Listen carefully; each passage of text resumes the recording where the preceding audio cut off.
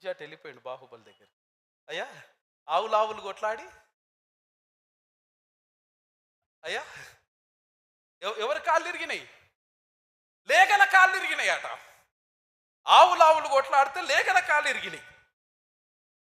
మామాళ్ళు కొట్లాడితే 85 మంది యాజకులు ధర్మము కొరకు నిలబడ్డటువంటి వారిని నిర్దాక్షిణ్యంగా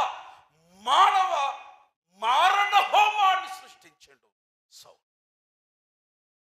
అహిమెలెక్ సౌలు దగ్గర నిలబడి, మిస్టర్ సౌల్, నీ అల్లుని పేరు పెట్టి సంబోధించడానికి వెరిచినావు, కానీ డేవిడ్కు ఉన్నటువంటి విషయాలలో 6 గొప్ప విషయాలు నేను మీకు చెప్తా. మొట్టమొదటి ఏంటంటే ఆయన నీ సేవకుడు. రెండవది ఏంటి అనంటే ఆయన నీ కల్లుడు. మూడవది ఏంటంటే ఆయన నీకు అంగరక్షకుడు, ప్రధాన అంగరక్షకుడు. నాలుగవది ఏంటి అనంటే నీ కుటుంబం అంతట్లో ఆయన అత్యధికంగా ప్రేమింపబడిన వాడు.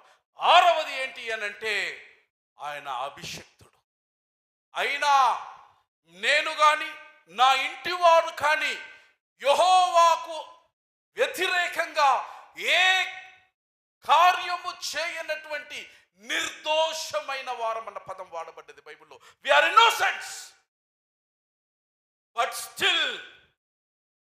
Still I take stand to defend David because it is right in the sight of the lord.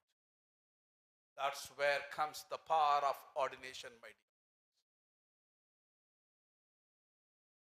ధైర్యంగా ఎలుగెత్తి చాటు. వెంటనే సౌలు, ఎవరక్కడ? చిత్తం ప్రభు. వెళ్ళేసి అహిమెలకులో ఉన్నటువంటి యాజక వంశంలో ఉన్న 85 మందిని ఊచకోత కొయ్యండి. Then they said, sorry my lord, we cannot do that because they are appointed, they are anointed, they are set apart by the Lord. We are extremely sorry. ఒక సామాన్య సైనికుడు కూడా ధర్మము కొరకు రాజును వ్యతిరేకించినటువంటి చరిత్ర. దెన్ వెంటనే అక్కడ ఉన్నటువంటి మరొకని ఆయన పిలుస్తాడు, ఒబేద్ అనేటువంటి వాడిని పిలుస్తాడు. వాడిని పిలిచేసి అంటాడు, అరే బాబు, నువ్వన్న వెళ్ళి జర వాళ్ళని చంపేరా అని అంటాడు.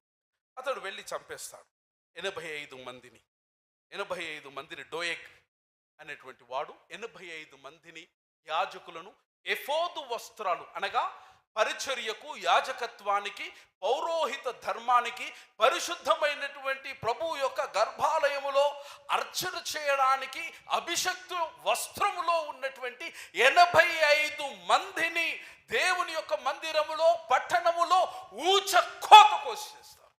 అంతటితోనే ఆగలే.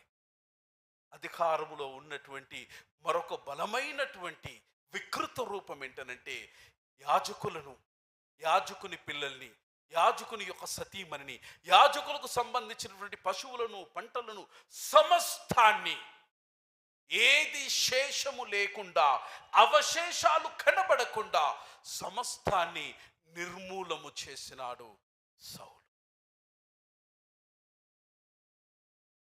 Do you feel that? Are you ordained? Do you believe that God has ordained? If so, అదే సత్యమైతే ఎన్నిసార్లు సత్యం కొరకు నీవు నోరు తెరిచి మాట్లాడినావు? ఎన్నిసార్లు సత్యం కొరకు నువ్వు ధైర్యంగా నిలబడగలిగినావు? అధికారాన్ని అన్యాయము చేస్తున్నప్పుడు ఎదిరించగలిగినావు? If that is not the case, my friends, we need to make an introspection of ourselves, of our ordination. దేవుడు నిన్ను ఏర్పాటు చేసుకున్నాడా లేదా అన్నది నేను మీ మనస్సాక్షికి వదిలిపెట్టేస్తున్నాను. And the second thing is ordination is obsequious. Ordination is obsequious. One is ordination is one rois. Second one, ordination is obsequious.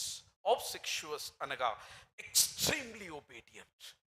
అతి వినయం అంటాం కదా, అతి వినయం, మిక్కిలి obedient or extremely respectful. నూతన నిబంధన గ్రంథంలో beautiful incident which has happened in Johannine gospel chapter 21. అక్కడ పాపం యేసు ప్రభు పునరుద్ధానం అయిన తర్వాత, ఆయన లేచిన తర్వాత, నీది నీ దారి మాది గోదారి అని ఈ శిష్యులు వెళ్ళిపోయారు. ఎందుకంటే చేపలు పట్టుకుంటే ఇక అదేమంటారు, ఆ, చేపలు పట్టుకొని బ్రతికెళ్ళ తీద్దామని వెళ్ళిపోయాడు. కానీ మనోడు పిలిచినోడు విడిచిపెడతాడా? పిలిచినవాడు నమ్మదగినవాడు. ఆ సంగతాలకి ఇంక ఎరకగాలి. మొత్తానికి వీళ్ళు గలిలియా సముద్రంలో పడుతుండ్రు. నేను జార్జ్ ఇద్దరం ఒకేసారి గలిలియా సముద్రంలో తిరిగినాం. ఏమో పాట పాడితే జార్జ్, నడిపించు నానవ్వ పాడ్డామా? నడిపించు నానవ్వ పాట పాడి జార్జ్ మంచి డ్యాన్స్ కూడా చేస్తాడు. So we were really dancing and enjoying beautiful see Galilee. అక్కడ మనోళ్ళు చేపలు పట్టడానికి పోయారు. అందరు పోయారు, పాపం రాత్రంతా పోయారు. మరి బహుశా తప్పినట్టుంది, అలవాటు తప్పింది. 3.5 ఏళ్ళు ఈయనతో తిరిగారు కదా, చేపలు అలవాటు తప్పిందేమో. ఒక్క చేప కూడా వాళ్ళే. పొద్దుగాల 5 గంటలకు. It would be beautiful view. ఆ మధ్య నేను అది రికార్డ్ చేసి వాట్సాప్లో పెట్టిన, ఎక్కడ పోయిందో తెలియదు. Morning 5 o'clock I have taken the Galilee's beautiful view. ఇక మన వాళ్ళు రాత్రంతా దాంట్లో ఆడారు, దొరకలే. ఇక తెల్లారేసరికి మసక చీకట్లో మనుష్య కుమారుడు మెల్లగా వాళ్ళ దగ్గరికి వచ్చాడు. దాదాపు 18 cubic feet అని బైబిల్లో వాడబడ్డది. మన లెక్కల్లోకి చేయాలంటే అదొక 200 feetల దూరంలో ప్రభుల వారిని వారు పసిగట్టినారు. పసిగట్టిన తర్వాత అక్కడికి వెళ్ళి యేసు ప్రభు వాళ్ళతోని పరామర్శిస్తూ ఉన్నాడు. Before that my dear friends, ఈ నూతన నిబంధన గ్రంథంలో సువార్తల పాఠంలో దాన్ని మనము సమగ్రంగా అర్థం చేసుకుంటే 2 ప్రాముఖ్యమైన పాఠాలను దేవుడు మనకు నేర్పిస్తాడు, which belongs to the field of psychology. దీన్ని నేను సైకలాజికల్ పర్స్పెక్టివ్లో ధ్యానం చేసినాను. మొదటిది ఏంటంటే, for every human beings in order to live happy and productive life, సంతోషంగా బ్రతకాలి మనిషి, సార్థకతతోని బ్రతకాలి అని ప్రతి మానవునికి కాంక్ష ఉంటుంది. కాంక్ష లేనటువంటి మానవుడు ఎవడనున్నాడా? సంతోషం వద్దని మానవుడు ఎవడనున్నాడా? ఉన్నారండి ఎవరన్నా? చిలకలు కూడా